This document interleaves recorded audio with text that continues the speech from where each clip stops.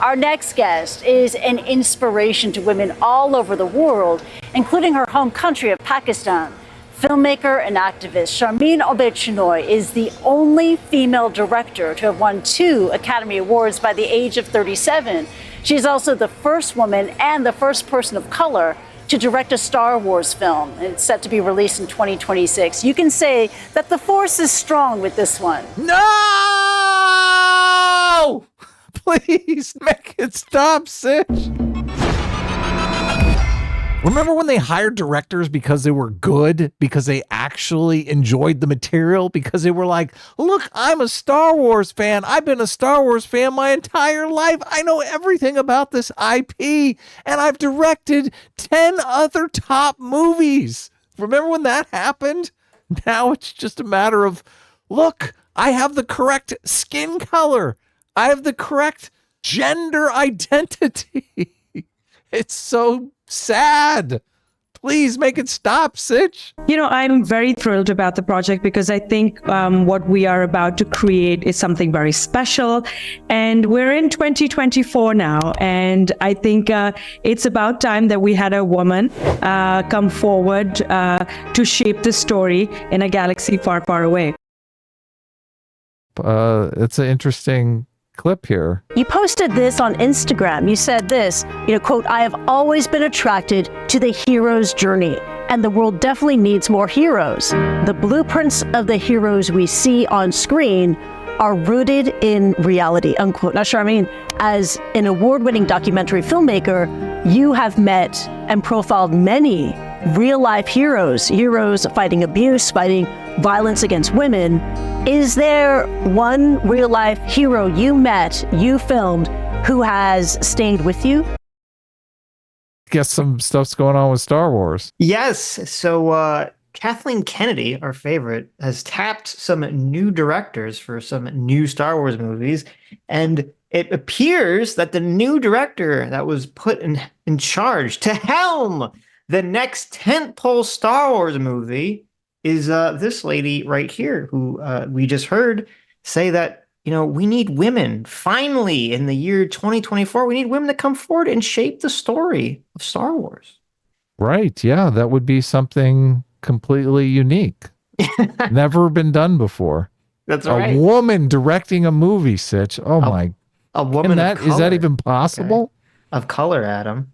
Yeah. Yes. Now, so some other things is that this director, by the way, and we'll go into a little bit more, she has no experience directing a movie on the scale or scope or even really the genre of a Star Wars-like movie, with the exception that she did direct 2 episodes of the Miss Marvel TV show. That's the closest thing she's done to this. And this is, we covered this in the past. It's interesting because Bob Iger, the head of Disney, he had made statements about how Disney was going to start moving away from politics.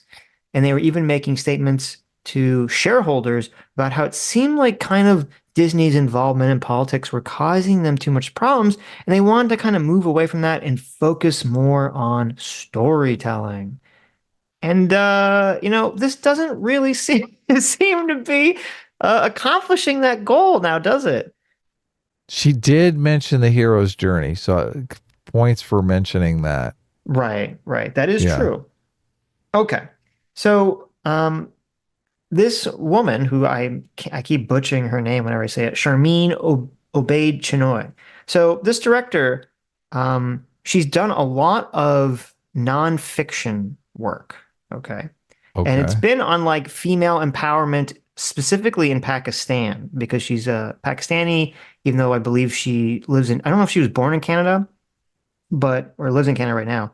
But so she does all these videos, which is fine. Obviously women in Pakistan definitely suffer, abuse and prejudice and all that stuff is fine. But it's very bizarre to me, super insane to me. Like, why, like, what is going on with Kathleen Kennedy? Like, why would you say, okay, I'm going to give the next tentpole. The movie that she's going to direct is going to be a Rey Skywalker movie. It's going to be Star Wars, The New Jedi Order. It's all about how Rey Skywalker has to rebuild the Jedi Order that Luke Skywalker let crumble in the dust because he's a giant a-hole, thanks to Rian Johnson. Right. And Yeah. so this is presumably going to be the next big Star Wars movie. It's not just going to be a random one. This could be Star Wars Episode 10. This is going to be the next big Star Wars movie. And you're tapping this like unknown person who's done mostly nonfiction-esque style dramas about women that have suffered abuse in Pakistan. Like, what? Well, maybe she really understands men and she knows, what is going to be entertaining to a mostly male audience. maybe she's got like some, like maybe she's got a degree in psychology or something. She knows about the sex differences between men and women. So, yeah. Well, that's interesting you say that. So there's a clip of a conversation she had that we can watch, and it's on a panel called "Women in the World." It brings us to an interesting point when we talk about. So now we're jumping ahead to this is happening now, and so you are watching the lessons of, and it's a dramatization of the lessons of it as an activist and an artist. Do you make that calculation? Who is my target? You talked a little bit about, I want women to watch this, and I want them to feel empowered, and I want my daughter to have heroes.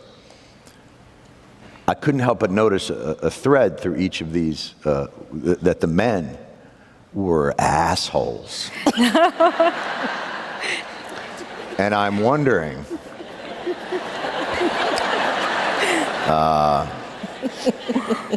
as one of them, what is the balance of activating a force for change, but also trying to permeate that patriarchy, that power structure? And is that a part of the calculation of your art as well? And what's been the reaction to that? Oh, absolutely. I like to make men uncomfortable. I enjoy making men uncomfortable. Not you, just Not you. Not you. Point taken, point taken. But, it is important to be able to look into the eyes of a man and say, I am here, and recognize that. And recognize that I am working to bring something that makes you uncomfortable, and it should make you uncomfortable because you need to change your attitude. And it's only when you're uncomfortable, when you're shifty, when you have to have difficult conversations, that you will perhaps look at yourself in the mirror and not like the reflection. And then say, maybe there is something wrong with the way I think, or maybe there is something wrong with the way I am addressing this issue. So does that answer your question? Do you think she has the right understanding of psychology of how to, speak to the males in the Star Wars audience? Well, I mean, I gotta say it is working. I mean, I am changing my attitude about Star Wars as she's speaking, but it's not necessarily in a good way. In a positive direction. Yeah, exactly. Yeah. So she has made me change. She's made me change. Yeah, that was her goal. That was her goal from the beginning. She said, look, I want men to change. Uh-huh. Yeah, I've changed. I'm no longer a Star Wars fan. Well, it's interesting. She says Star Wars can F off. So to give some good faith, Gary, here, because I understand, like, when this clip has made the rounds on Twitter, devoid of context. When I first saw the clip, yes. I thought this was a recent clip. I didn't, until I researched it and found this was a clip from 2015. So it is an older clip, and she's being specifically asked this kind of question about the patriarchy, which Jon Stewart laid up for her in all this stuff. So I don't know if this is how she feels about Star Wars. I would hope this is not the attitude she has going to Star Wars. But it's interesting to me because you were talking about like the psychology of it all. That's so backwards. The idea that like if you make someone uncomfortable, you think it's going to make it so that they're more likely to change their mind to listen to you, or less likely to listen to you? Yeah, they're going to dig in. Obviously, this is not the route to go. And I mean, look, I get it. There are uncomfortable movies that are, usually going for an Academy Award or something. You think of Schindler's List. You think of, there's obviously uncomfortable parts Of course. of like Saving Private Ryan, like Sure. all kinds of these serious movies. Right. I don't know that that's like a Star Wars thing. I feel like Star Wars is not the movie that you go to because you want to think about the Holocaust, right? I mean, let's be real here. You mean the family action adventure science sci-fi movie is not where you want to be thinking? Yeah, about yeah. Look, I don't want to go into a Star Wars movie and think about, how men are subjugating women in Pakistan. That's not really the takeaway that I want Right. from Star Wars. I And want to think classic hero's journey. Somebody has something that they want to achieve and is having difficulty achieving that. If it's a male or a female, I'm fine with that. It could be Rey Skywalker. It's just, it's when I want to achieve this goal and the obstacle in my way is the patriarchy. Right. Yeah, no, I mean, I agree completely. And I don't have any ill will towards this woman. Her other, when you look through her IMDb page, her other work is, again, it's talking about the plight of women in Pakistan, which I think is probably very real. Far more, women are definitely far more subjugated in Pakistan than they are in, America or Canada or anything to that. So I don't bear her any grudge for that being her issue of focus, and I think that's fine. But again, it's just like, what the hell is wrong with Kathleen Kennedy?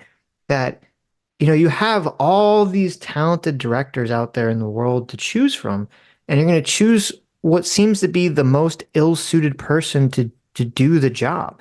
This is after, like, you've decided to make a Star Wars movie focusing on Rey again, which is already like probably a huge mistake because there was, they made money, but it's like the Star Wars sequels basically, I think, irrevocably destroyed the branding of Star Wars.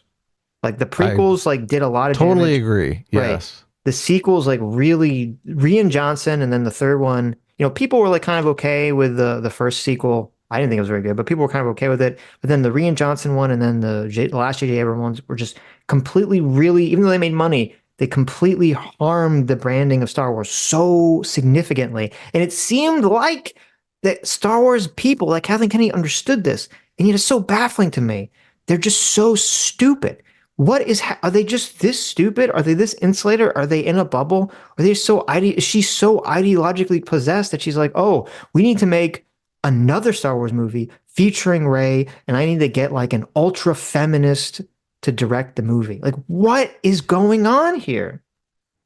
Yeah, the only thing I can think is that the studio has a lot of people overseeing, and they're basically, this person is going to be the face of the movie, but in reality, other people are going to be making the key decisions.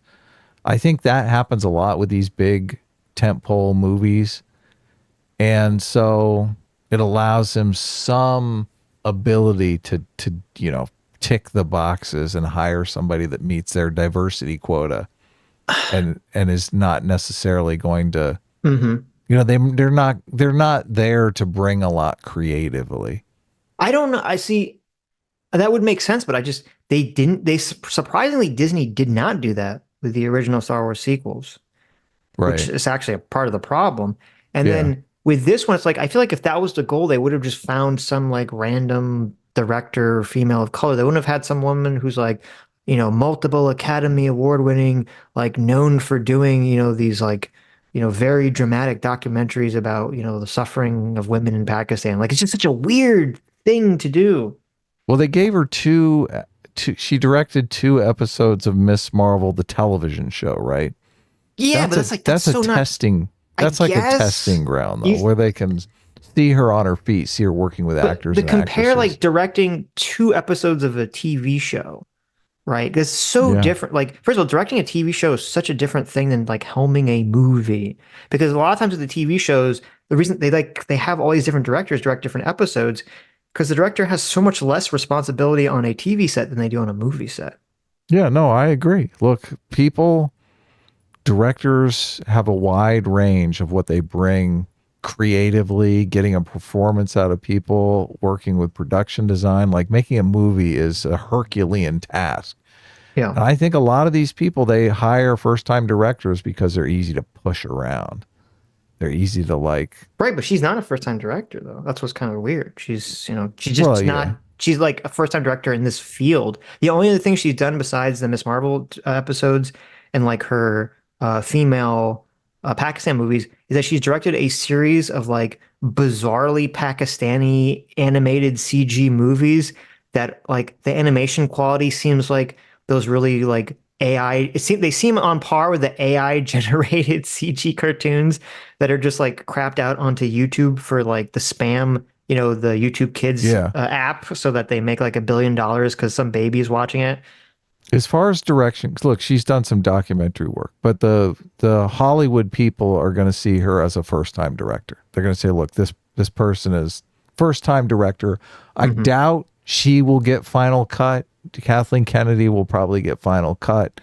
She's going to be adding creative choices. If those creative choices suck, producers are going to step in and say, we're going to make other creative choices. It's very interesting because Bob Iger had made this very public statement about pivoting away from the dreaded wokeness, pivoting away from these political things. He'd even said last year, he said, creators lost sight of what their number one objective needed to be. We have to entertain first. It's not about messages. Okay. He specifically said that. He said it's not about messages, right? Saying it's not about like, political messages. And it's weird. And I'm wondering, I'm curious if this woman, the director, got a phone call from Bob Iger, like, I can't believe you said that.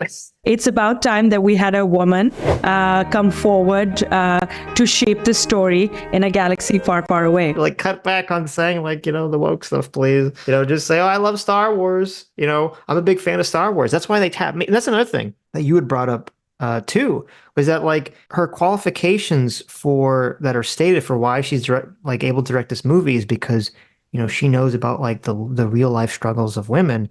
Which is weird. It's like, well, shouldn't the qualifications be, oh, I'm like a really big Star Wars fan and a good director? Yeah, no, people don't care about that anymore. Hollywood has changed. It's sad. One of my chief complaints is that the truly creative people are getting fed up and saying, look, I don't want to work under these conditions. And since I'm a big famous director, I don't have to. I'm going to say get lost, right? Mm-hmm. The director of Scott Pilgrim, Edgar Wright, was working on Ant-Man, and the Hollywood suits came in and started telling him, look, you're not doing this right. You're not making this movie correctly. Now, I don't know about you, but I liked Scott Pilgrim. I liked Shaun of the Dead. I liked Hot Fuzz, right? He did Hot Fuzz? Yeah. I love Hot Fuzz. Yeah, exactly. So, look, you've got Edgar Wright directing your movie. It's a Marvel movie. It's Ant-Man. I kind of think, listen to Edgar Wright, right? Like he's done a bunch of movies that everybody loves. Why are you telling him, look, you're not doing it right. You need to fix this. So Edgar Wright ends up walking off the project. Edgar Wright ends up saying, oh, well, direct your own Ant-Man movie then. I don't want to put my name on this. This is not an Edgar Wright movie anymore. Mm-hmm. So that's part of the problem here. It's like the people who have the creative chops, the storytellers. Mm-hmm. They don't want to bend to the woke mindset in Hollywood. So they end up walking, and they get these people that really will just, do whatever they want, or do whatever the producers want, or that's their mindset to begin with. So they're like halfway there. Well, it's kind of difficult because on one hand, like someone like Edgar Wright, like, yeah, like his Ant-Man could have been really could have been really great, could have been really interesting. I've never really liked the standalone Ant-Man movies. No, they're terrible. Yeah. Yeah. So like that would seem to be, a case where like, okay, well, I'd like to see what, his version would be. But at the same token, it's like that was Disney's problem with Star Wars, was that they let Rian Johnson do whatever he wanted. And he destroyed Star Wars. Look, so maybe it's kind of like a difficult thing of like, Well, you want to give, some creative director like the reins to do what he wants, but sometimes you don't want to do that. I would like to think that Edgar Wright understands movie making and storytelling a little more than, oh, I just want to subvert your expectations. Right? Yeah, sure. Yeah. Yeah, but like, listen, I've seen other Rian Johnson movies. I've never been like a huge fan of his before or after, but I wouldn't have in a million years. I've seen the other movies he's done, and I thought they were like okay, Brick and Looper or whatever the time travel one was. I'm like, oh, these movies are okay. I would not have expected the Star Wars to come out that disastrous. So yeah, I mean, obviously you make an interesting point. It's totally true. Sometimes it's difficult to tell how much of the movie is successful because there were certain constraints put on the director or the creatives that were really making the decisions. So, right. Well, yeah. and it's actually, so I found a quote from Wright. He said, I wanted to make a Marvel movie, but I didn't think they really wanted to make an Edgar Wright movie. I was the writer-director on it, and they wanted to do a draft without me and have it. And having written all my other movies, it's a tough thing to move forward, thinking if I do one of these movies, I would be like the writer-director. Suddenly becoming a director for hire on it, you're sort of less emotionally invested, and you start to wonder why you're really there. Okay. So it's kind of interesting. So maybe his heart never really wasn't into it. Well, it was into it, his script, but once they didn't like his script. I gotcha. So. I gotcha. Yeah. Look, make the Edgar Wright movie, Marvel. What the hell? What the hell? It's the same thing. Like you've heard Quentin Tarantino talk about directing a Star Trek movie. Let him make the Tarantino Star Trek movie. What the hell, right? That would be really interesting, but it'd probably be so different. Who cares? Who cares? Yeah, but it can't be worse than these Star Wars sequels. No, it can't be worse. Listen. I'm just telling you, the artist in me and the fan of Quentin Tarantino, I would love to see a Star Trek Quentin Tarantino movie. Okay, but the nerd, the Star Trek nerd in me says, wait a minute. There's supposed to be all these like rules you have to follow for how the Federation characters are supposed to act and how the Federation is supposed to be portrayed.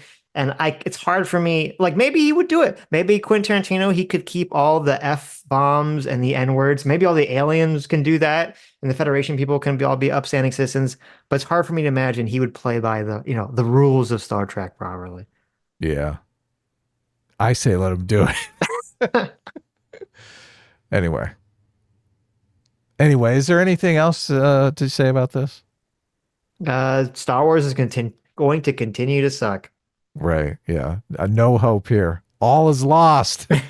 Hi, you just listened to a Sitch and Adam recorded video. That's right, we're doing Monday through Friday deep dive recorded videos now. And of course, we're still doing our live streams. Our live streams are on Sunday and Tuesday starting at 4 p.m. Eastern, 1 p.m. Pacific. And you can super chat us, or you can join the channel. Subscribe to this channel right here to watch the live show or watch more of our awesome deep dive videos.